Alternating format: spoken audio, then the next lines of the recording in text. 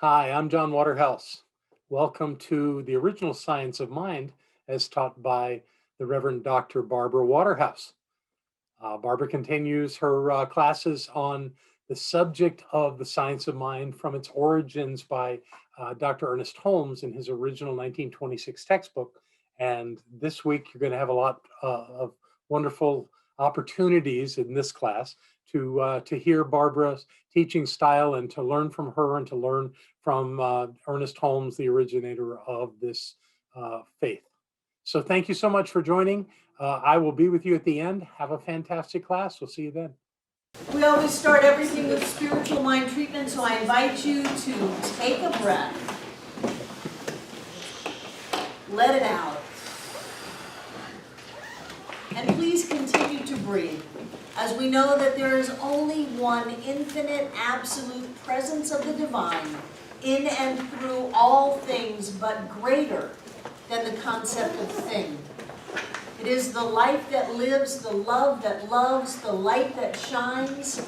It is everywhere, every when, and everyone. And I know that each and every one of us is created out of. We are a manifestation of, an individualization of that infinite, absolute presence of the divine. It is our nature. It is our essence. We cannot screw it up. We cannot lose it. All that we are is spirit in form as us. So just breathe that in a little bit. We are beings of light. We are beings of love. And all is well. And so since we are that point of spirit, just like the wave is to the ocean, we have all of the qualities of the divine is us now. And so we affirm for ourselves that we are healthy and happy in every way. We are rich and we prosper abundantly in this life. We are love and we see only that God presence in everyone in our life, and it is reflected back to us. And we live this life in joy. That is the truth of us. It is our nature. It is who we are. And then we release this with gratitude. Wow, we get to be us. We get to live on planet Earth. We get to be God in form as us. This is fantastic. And so we let it go. And we know that we have set spiritual law in motion. And the only thing that can happen is the demonstration, the outpicturing, the effect of this word. And together we say, and so it is. At any rate, he said, poverty is a limited belief. It's a limited belief that you hold in mind and consciousness. So what we have to do is blast that limited belief out. One of the things that I always teach in classes is the idea of tithing. And I teach the idea of tithing to scare people. Those people who already tithe, they're all, oh yeah, I stand on the clarity of that consciousness and that truth. People who don't have enough money are actively participating in not having enough money. And what happens when it's time to let go of that money is some fear comes up and they go, oh no, I can't let go of that money. I'm going to bow down to and embrace my fear that I don't have enough, and then I will create not having enough instead of standing up to it and saying, not only do I have enough, but I have more than enough. And so if you want to create prosperity in your life, learning how to practice the spiritual art of tithing is an excellent way to do it because it works in two ways. One is to set spiritual law in motion. Whatever you give out, it's going to come back. And if you're holding on to fear, because you say, oh, the fear and all that, you're on intimate terms with that fear. It is the fear and all that. It's on first name basis. It lives in your house with you and all of that. So when that fear comes up, then you can look directly at it and say, I will not let you rule me anymore. I will not be ruled by fear. And that's a wonderful way to handle breaking through the fear. So then you're setting spiritual law in motion, and you don't have the fear to drag your creation down.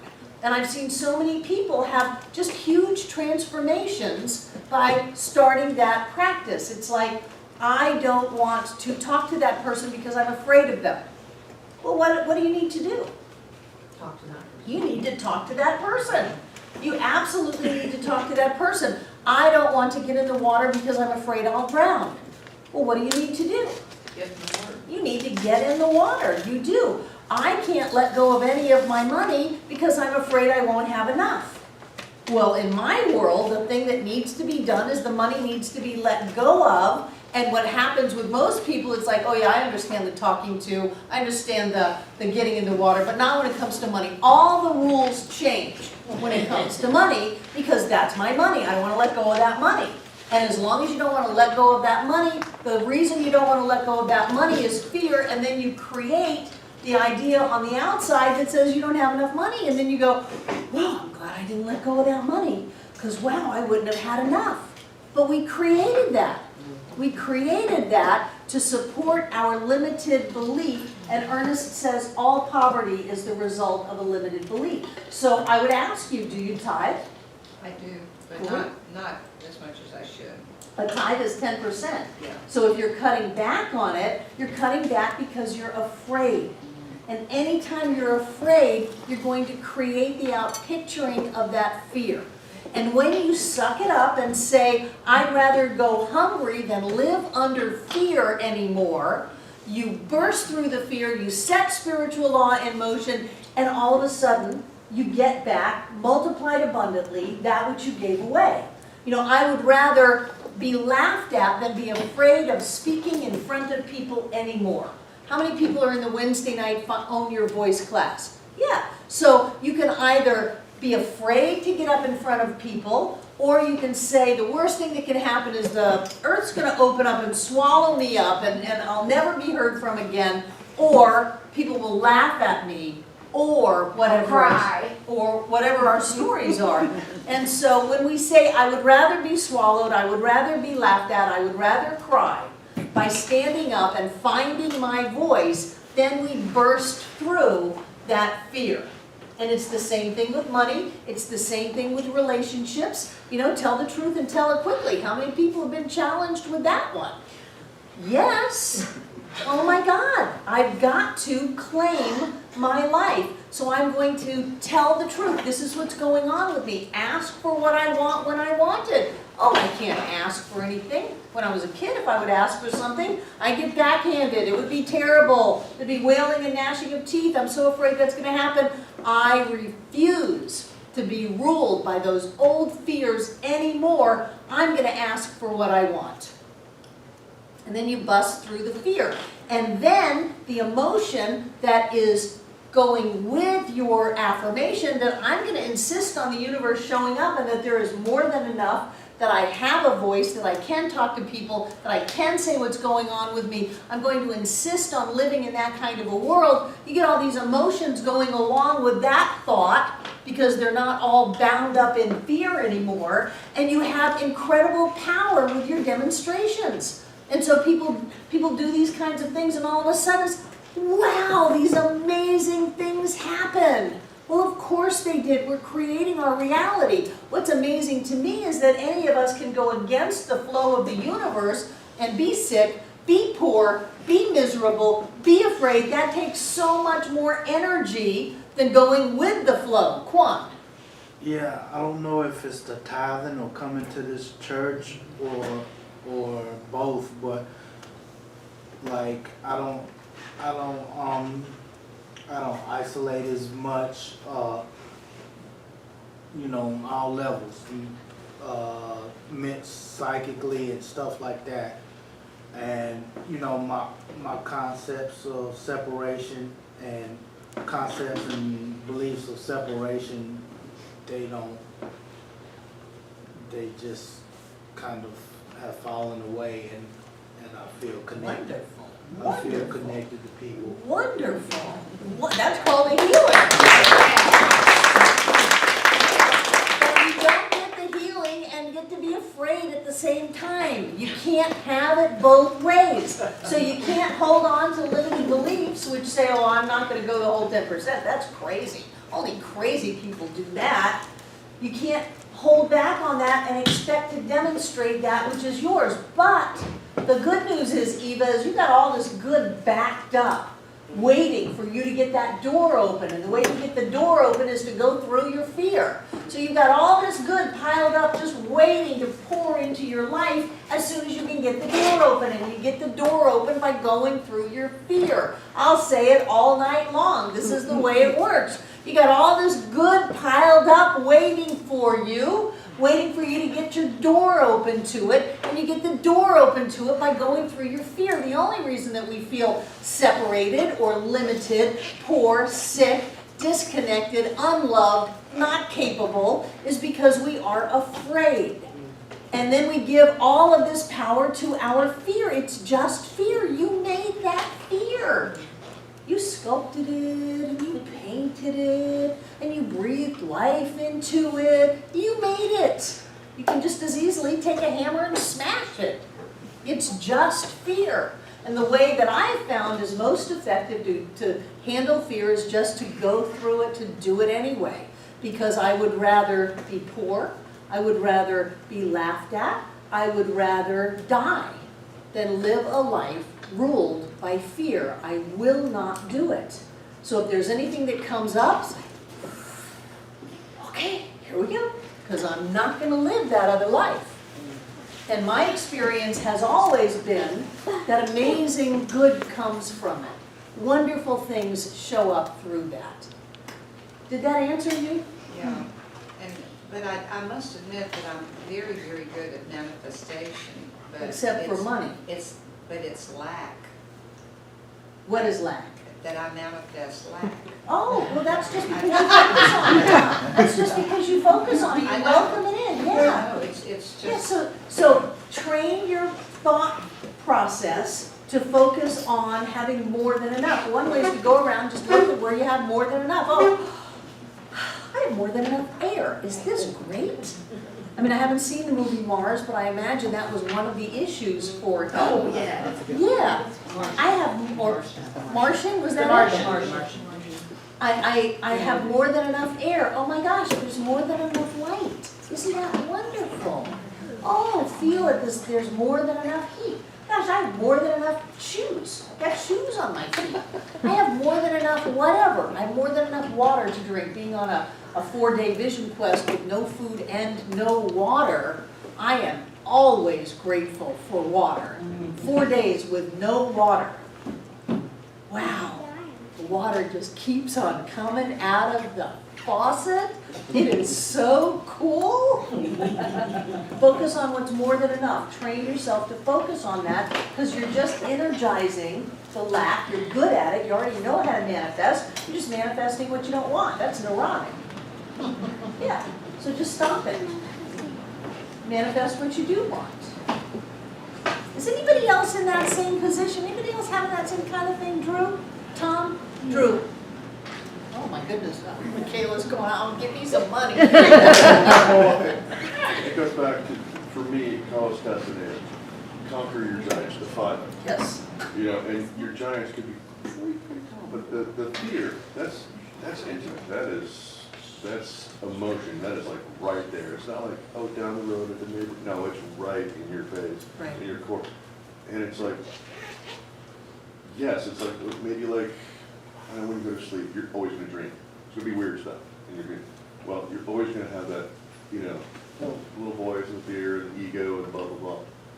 But it's learning to push it out, like you said.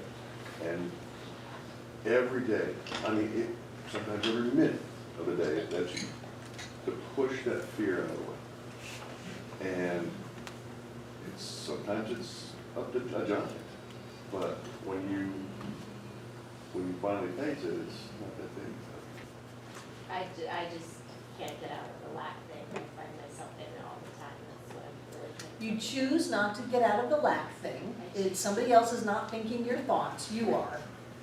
So what could you do? How does that look when you're in it?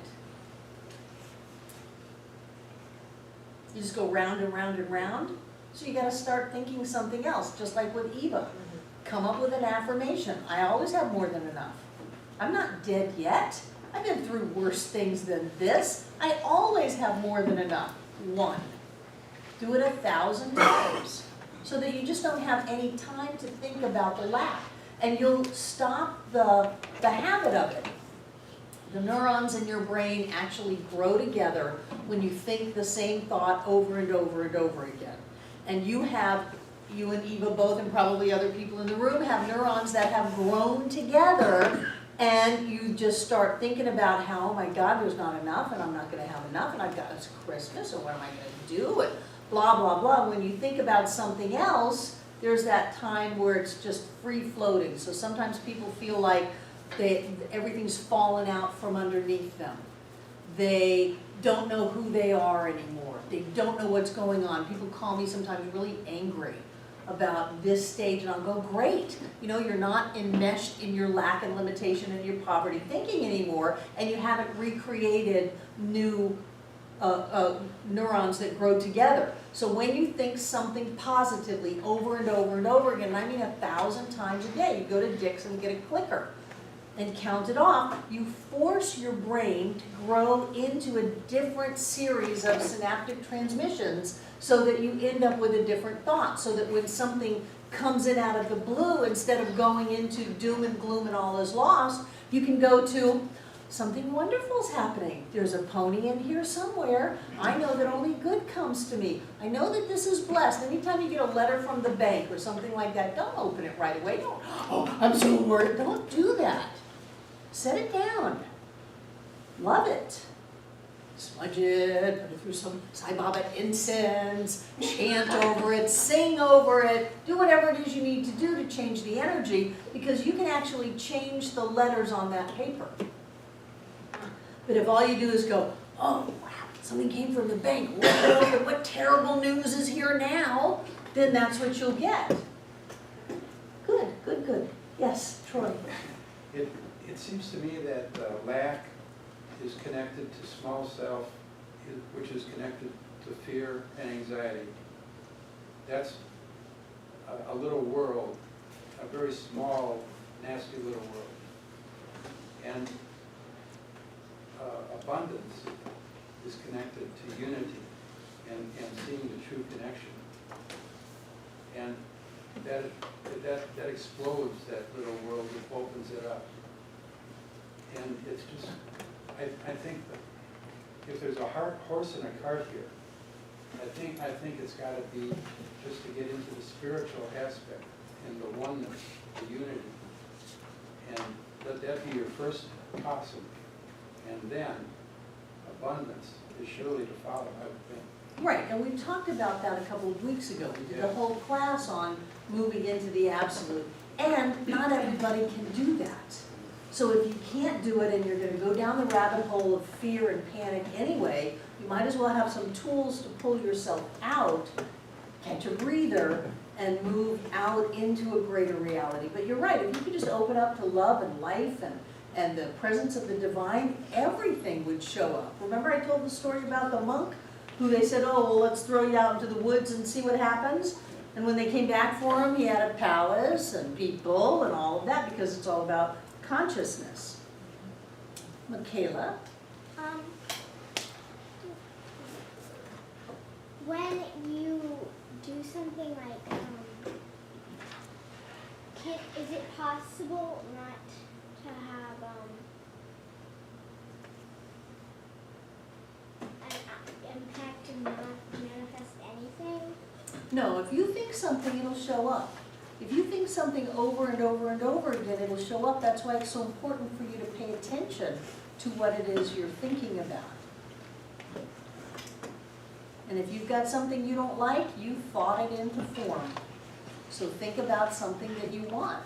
I saw on Facebook today, make a list of what makes you happy, make a list of what you do, compare the two lists. Mm-hmm. There's some great wisdom in that. So look at your life, and if there are things that you don't like, think about maybe how you got them there and what you want to think about and focus on to get something different.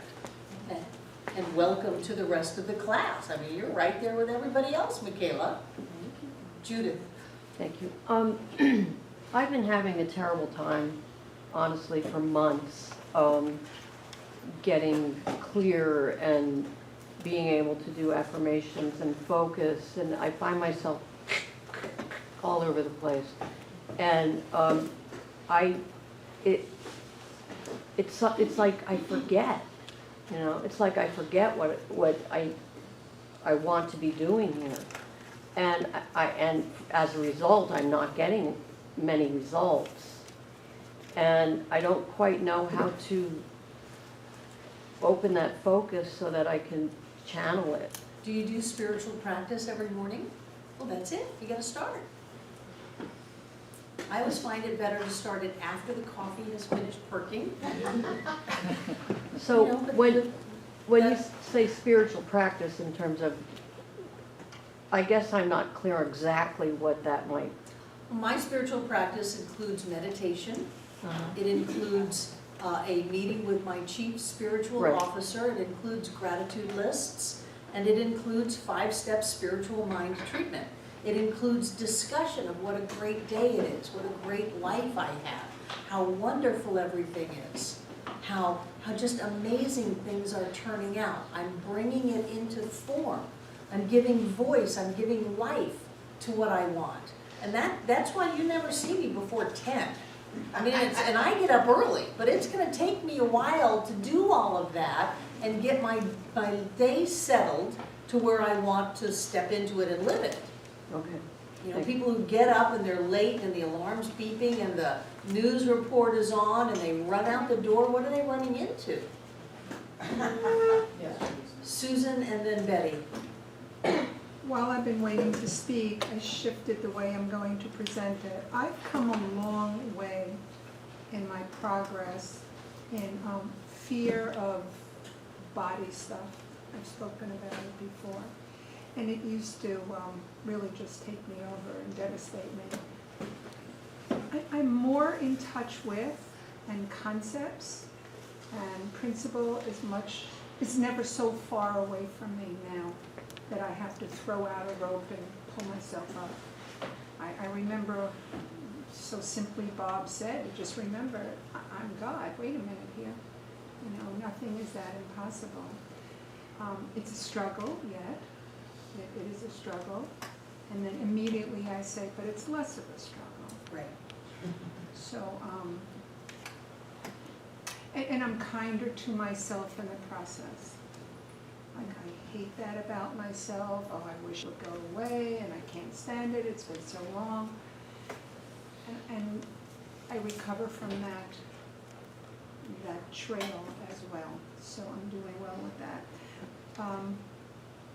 The 5 points of power. Tell the truth and tell it faster. It's been fun. Good. Susan's unleashed. It has been fun. And there's a hesitation, not even a hesitation, there's just a block, and then, again, almost immediate recovery. Like, no, because that would mean I'm afraid, and I'm afraid of the outcome, and I'm afraid of not being all of me. And I recently had something to say to somebody, and the feedback that I got was, what were the 2 words? They were intrigued and totally impressed with me. They're nice. Because I was courageous. To somebody else, it may not have seemed very courageous. But just saying what I wanted, one day it won't even be courageous, it'll just be.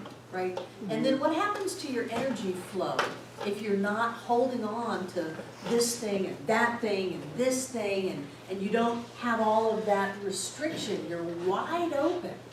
I am flying, and I look to share it with other people.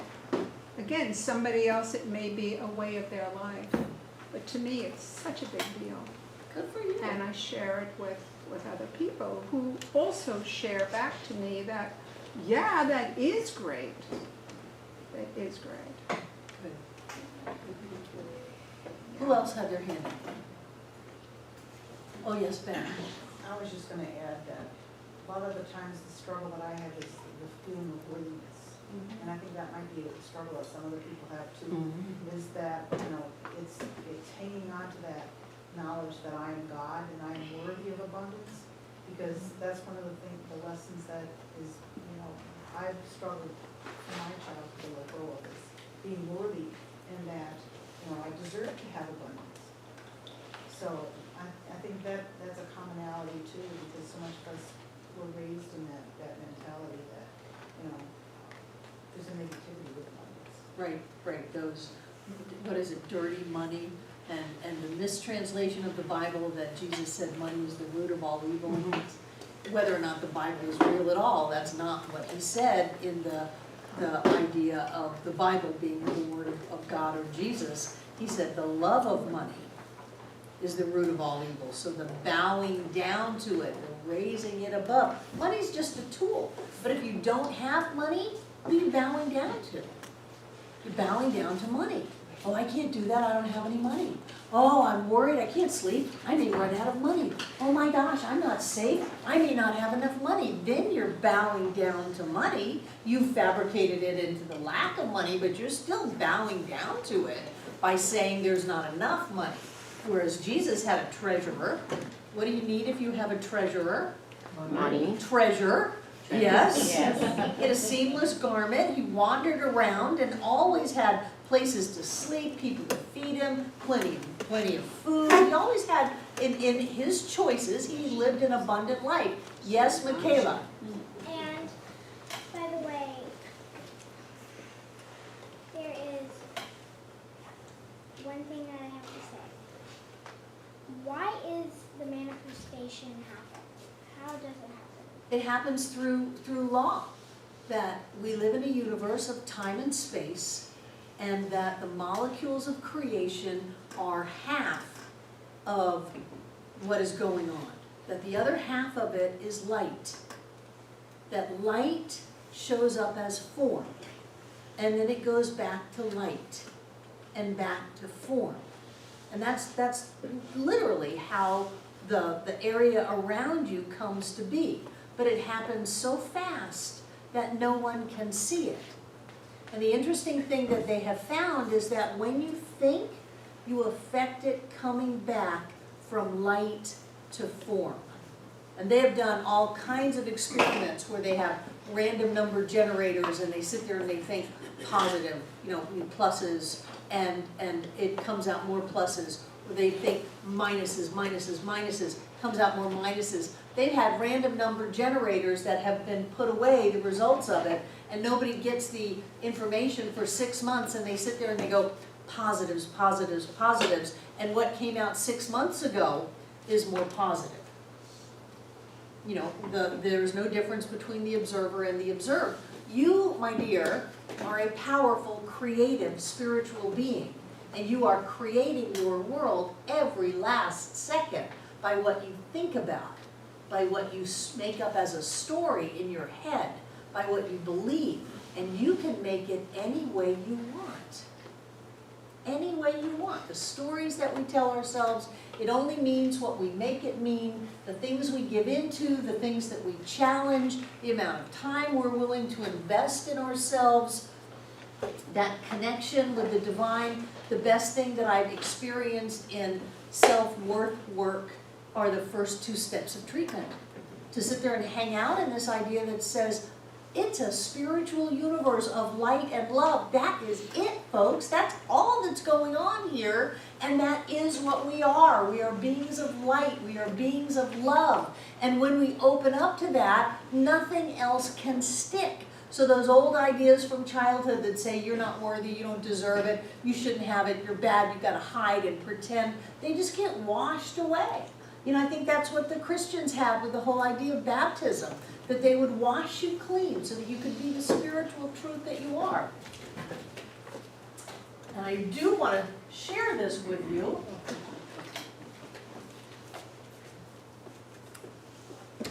What page was that? On page 224 in Lesson 5, The Perfect Whole, 2 paragraphs from the bottom, Ernest says, if we could stand aside and let the one perfect life flow through us, we could not help healing people.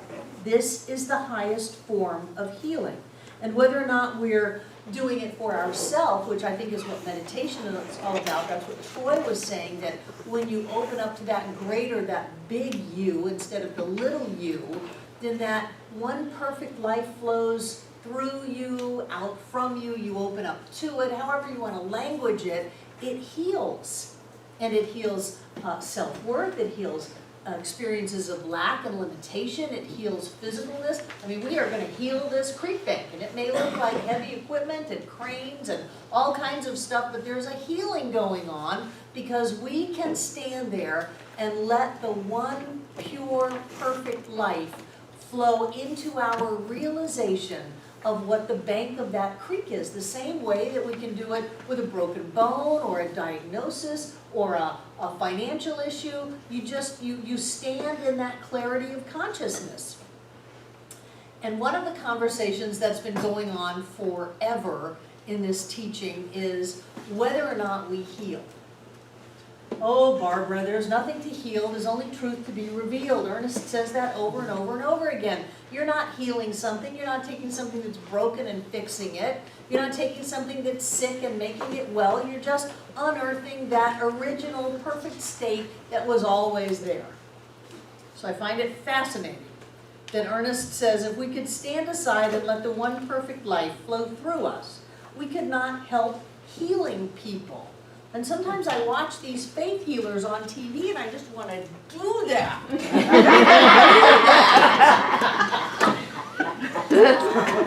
Remember we talked about Willard Fuller, the tooth healer. How does that work? That someone is so clear that they can touch you and something happens. And how different is that really from a practitioner that you go to and they are so clear that they touch you with their consciousness and something happens? How is that? So I love this. I posted it on Facebook just to all of my other minister friends who always say, how could you have had Willard Fuller come to your center? I'll take healings any way they come. I'll take it any way you want to do it. Essential oils, that's fine. Vegan, what is it? When you don't have the wheat. Gluten-free. I know, Chuck Camper is going to cook for our party on Sunday after the celebration, our annual open house, the time when you can come and look through our stuff. So Chuck Camper's cooking, and he's saying, oh, we have to have some vegan, gluten-free stuff, and John and I are going, why? But however the healing shows up for people, I don't care. I want you to be healthy. I want you to prosper. I want you to be happy. I want your life to be going great. So however we do that, John and I spend hours in the morning doing spiritual mind treatment, clearing up our own consciousness so we don't bring any, muck and mire into this energy here, letting our lives really go the way they are supposed to go and bringing that highest level of energy that we can into the mix. However it works is fine with me. If you go get a chiropractic adjustment, if you get a massage, if you go have surgery, some people say, well, I didn't want to tell you I was having surgery. Please tell me. Please tell me so we can go pray you up and pray you in. Morgan. Okay, so my question is then about cause and effect, because when you're talking about like essential oils or a vegan diet, aren't you dealing with the effect part and not the cause? You're dealing with secondary causation, but I don't care. Really? Sure. If you take a pill and the pill makes you feel better, would I rob you of that? But I think you'd be saying it'll come back, because I'm not dealing with the causation part of it, the higher part of it. You're constantly growing, you're constantly healing, you're constantly releasing the limitation and the negativity, you're constantly rising up to embrace the greater you. So I don't know, that sounded kind of threatening. Well, it'll come back if you don't, whatever. I don't know. She says I do, but I don't remember it. Well, I guess this is how I interpreted it. Dealing with the laws of causation and effect, and if you deal with the effect part of it, it's most likely to come back because you're not dealing with the causation part of it. Right, but if you believe that the pill is going to make you better, and the pill makes you better, is that a bad thing? I wouldn't think so. That's the standard placebo effect. It's been used for, I think, ever since World War I. They started using placebos when they didn't have any morphine for the guys. But then, am I supposed to be really going am I happy? Like, should I be concentrating less on the pill and more about my state of mind of being Sure, happy? And sure. Concentrate on being happy and watch how everything heals. Hey, how about Jimmy Carter? Yes. Stage 4 melanoma cancer metastasized to the brain. Till last week. Not a cancer cell in his body. Yeah, that's great. Not a He actually cancer looked cell like out in there. his body. He looks fantastic. Now he did, it's not chemotherapy. We It finally was have a handle on Yes. cancer. It's an immune stimulant. Right. An immune system stimulant to get the body to do what it's supposed to do. And what suppresses your immune system? Guess. No, come on. Fear. Stress, fear. Small rocks, bunnies. The little U suppresses your immune system. Whenever you're anxious, whenever you're afraid, whenever you're worried, whenever you're negative, they are actually writing prescriptions for people with cancer to go into forgiveness therapy. Because when you hold on to resentments, it knocks your immune system out of whack, and then you get sick. Everybody's got cancer. And also to watch comedies too. Sure, Norman Cousins. Yeah, laughing yourself well. Laughed his way out of cancer Right. when everybody told me he was just gonna go home to die. He said, I don't think so, and I might as well laugh on my way out, and he was completely cured. But when you hold on to these small things, that's why I think it's so important to bust through your fear. When you hold on to these small things that say, oh, it's bigger than me, then the normal cancer cells in your body, cancer is not something to be afraid of. The normal cancer cells in your body get gobbled up, or when you hold on to those things, they go crazy. And there's nothing to hold them back. There's nothing to gobble them up. So they go crazy and they grow into all kinds of stuff. But as soon as your immune system goes, oh, I am the immune system of God. And what do you think Jimmy Carter had going on more than immune system therapy? He was a positive His He was a positive thinking person, and what else? He had so much prayer going on. And I don't care if they were doing a 5-step spiritual mind treatment, a rosary, or just saying, oh, dear God, please help our Jimmy Carter today. I don't care. It was energy going into him. And that energy, which connects us with the divine, just like you were saying, has healing to it. It has prosperity to it. It has manifestation to it. So when we can let go of the little thing that says, oh, no, I'm going to die, then we can open up to that ability to live. I'm so proud of Jimmy Carter. He's, what is he, 91? Yeah. 91 years old. And you know, he continued his work with Habitat for He was out there Humanity, building houses. houses throughout this whole thing. Right. So not only was he bringing it in, but he was giving it out. Right, he was giving it out. Here, and I thought it was just for VATinos. I was gonna say that's But that was so important because he was giving it out. He wasn't giving into his fear that says, oh, I've got to conserve my energy, I've got to rest, I've got to take naps. He was going, no, I'm strong, I'm powerful, I'm healthy. I'm going to pick up a hammer and go drive a nail and build a house for someone. I'm not dead yet, so I'm going to live. I was very never proud of wavered. him. Very proud of him. Jimmy Carter. Okay. My book is actually falling apart. But in this lesson, we have some interesting things. On page 218, on the third paragraph, he says, man having his existence in the unitary whole, which is indivisible, is compelled to accept the fact that his life is God or spirit. But to say that man is God, which is equivalent to saying that any part equals the whole, is to contradict logic and reason and limit the limitless idea. So I didn't want to leave you with that because Ernest was going on limited information. He couldn't really, and he says that a number of times. He says, in order for oneness to exist, the oneness must exist in its totality at every point simultaneously. And then he goes to say, well, you're not God. You can't be all of God. You may be a part of God, but you can't be all of God. And you can really see his grappling with this idea. And he loved science and quantum physics and hung out with the teachers in Los Angeles and all of that. He loved it, but he had not really had enough opportunity to get the concept that how can you be all of God? Because he said that would limit a limitless idea. So he was looking at you as a limited part of the divine. And if you are a limited part of the divine, then there is no way that the limited can be the limitless. Of course not. The limitless contains the limited. But that's not the truth.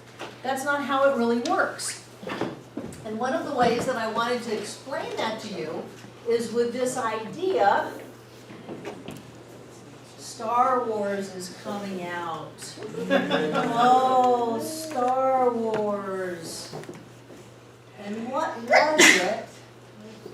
Thank you. Oh, Obi-Wan, you are our only hope.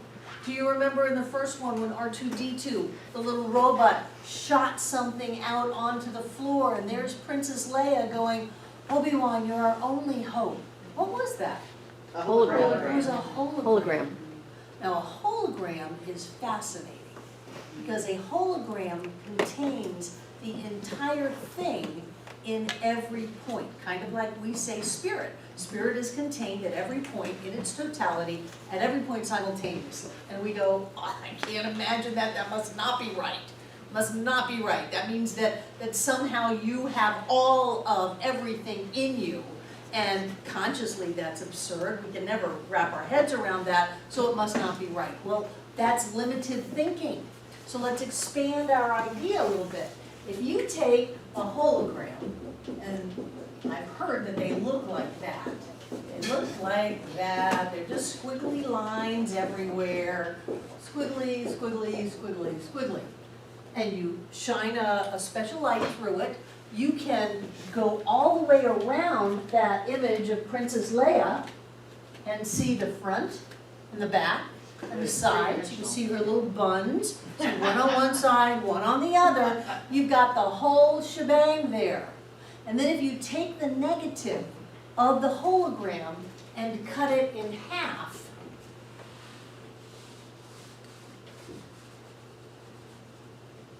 and shine the light, you got Princess Leia, and you can walk all the way around her and see the whole thing. And if you cut it in half, you can see the whole thing. And cut it in half, and cut it in half, and cut it in half, and cut it in half, until you get a little teeny, teeny, tiny piece of the negative, and you still can go around and see Princess Leia. So when they discovered holograms, what came out were concepts like, we live in a holographic universe. There are books called The Holographic Universe. There was a book that came out called Our Brain is a Hologram. And what happened? Oh, if you have a stroke and you've damaged the right side of your brain, then you're not going to have, or if you damage the left side of your brain, you're going to lose your ability to have speech and mobility. And then all of a sudden, people who had left brain damage started to talk again. And what they found out is that the right side of the brain kicked in to compensate for the damage on the left side of the brain, letting people to start exploring that the brain is not as cut and dry as we thought it was, that maybe all of that information is stored in every part of the brain, and that the brain is a hologram. Fascinating. So people say, well, how can I have within me all that God is? I'm just a little me. No. Even if you look like a little piece of the negative, you have all that there is at the point of view. And then, because we are not one piece, we're not separated, we're really, this is a space-time continuum. We're just in one universal layer that happens to have form. Here we are on this point. That's not us. Remember the bee? We're like that.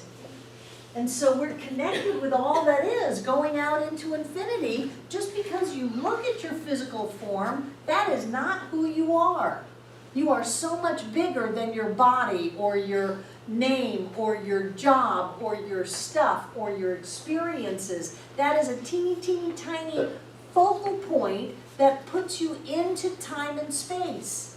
But when you drop this body, you're going to go in some other dimension, some other level, some other experience. You're not going to stop just because your body stopped. I love what Ernest said in this book. He said, if the intelligence was in the body, then after you're dead, the body would still be alive. He said that dead bodies would be able to contract diseases. We would have epidemics in the cemeteries. Zombies are Zombie apocalypse. So it is the intelligence that we are. It is this part of us, you know, and we've got just on planet Earth, we've got 7.5 billion of us. So we're just all intermixed and connect. Doesn't that look like the hologram? Mm-hmm. Yeah. So we have a little tiny piece and people think that that's all there is. That is not all there is. There is so much more to us. And so when Ernest says things like that, I want to bring them out and overt them. That's not true. That's him in 1926 still trying to wrap his head around how we can be all of God.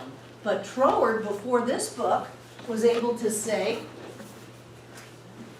in order for spirit to be one, it must exist in its totality at every point simultaneously. Period, end of story. Otherwise, you take the infinite and you cut it in half. And once you've cut the infinite in half, or even taken a little tiny piece out of it, then you have destroyed the oneness. And science has proven that if it is not one, if it's not a unified field, if there's not only one thing going on, then literally time and space would not hold together and we would not be able to be here. So the fact that we are here scientifically has proven that there's only one. And then you bring into the whole thing about the effect of the observer on the observed and bringing forth from the unmanifest in the random number generators, whether you want more pluses or minuses, and it doesn't have any limitation in time, so you're dealing out of the realm of time and space, bringing into time and space through your focus on positives or negatives. They collapse into form. And you have something very similar to what we've been teaching for 100 years and more. That we are creating our experience, that everything is spirit, that is what we are, whether we can understand it or not, that all of us is spirit and all of spirit is us. Whether we can grasp it or not, it doesn't matter, it doesn't limit it. That's why Eva is so powerful at manifesting lack. She can manifest anything she wants. It's just what we focus upon, what we choose. And I'm going to change that. And now Eva is very powerful in manifesting abundance. Yay. It's all our choice how we're going to do it. And Ernest says that when we open and allow the flow of the one life to move through us fully and completely, then there's nothing that cannot be healed. Then everything is healed. Everything in our life, everything around us. Troy. Ernest also, when he talks about God, he uses the analogy of the ocean as the one or the, and then he says, but a drop or a bucket is not the ocean. It has the characteristics of the ocean, but it's not the ocean. And I thought, hold on to yourself. Oh no, that's the same conversation going through his head. Yeah, exactly. What he's saying is once you take the drop or the bucket out of the ocean, then you have limited the drop or the bucket. But you can't take the drop out of the ocean. You cannot be separated from spirit. There is no separation. There is no separation, and you'll see him as the years went by, getting clearer and clearer on this. But this was his I think his third book that he wrote, and he was still grappling, because in that book he'll say all of spirit is you, and then he'll go, no, You're the drop, and the drop is, it's very egotistical for the drop to think it's the ocean. It has nothing to do with ego. It has to do with how we see it. As long as the drop is in the ocean, and we can never be separated from spirit, so we are always in the ocean. As long as the drop is in the ocean, you cannot separate the drop from the ocean. All of the ocean is in the drop. Now, if you scoop it out, that's a different story, but we are not scoopable. We are not. We cannot be separated from spirit. Michaela, and then we're going to take a break. Well, if there's a drop in the ocean, how can we not be, like, someone can't be floating around in space and time and not be in spirit realm? You're right, you have to be there. Yeah, all the time. All the time. There you go. Let's take a break. Hi, welcome back.